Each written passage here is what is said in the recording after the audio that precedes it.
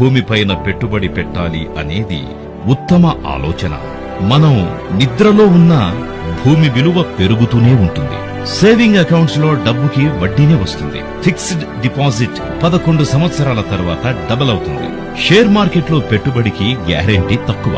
భూమిపైన పెట్టుబడి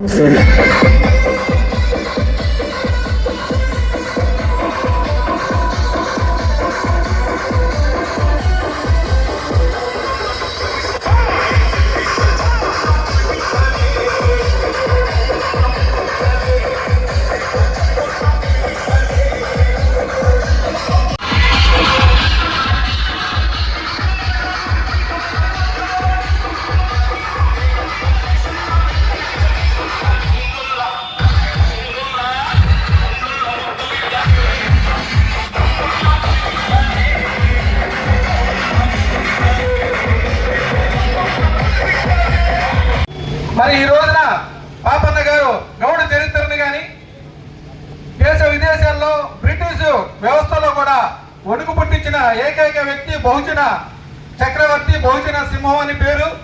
మరి మన పాపన్న గౌడ్ గారి నిరంతరం ఆయన సేవలు స్మరించుకోవాలంటే ఈ ఏదైతే ఉన్న అగ్రవర్ణాలైన ఎవరైతే ఉన్నారో వారిని గౌడ్ చేతిలో పుట్టారని చెప్పి రోజు రోజుకి అడుగుతొక్కే ప్రయత్నం చేస్తున్నప్పటికీ మరి ఇక్కడ భద్రయ్య గారు లాంటి వాళ్ళు, నారాయణ లాంటి వాళ్ళు, మన వాసు గారు లాంటి వాళ్ళంతా పూనుకుని మరి మన గౌడ చరిత్ర ముందుకు తీసుకురావాలనే ఉద్దేశంతో రాష్ట్ర వ్యాప్తంగా, దేశవ్యాప్తంగా పాపన్న గౌడ్ గారి చరిత్రను తెలియజేసుకుంటూ ఈ రోజు ఇక్కడికి రావడం జరిగింది.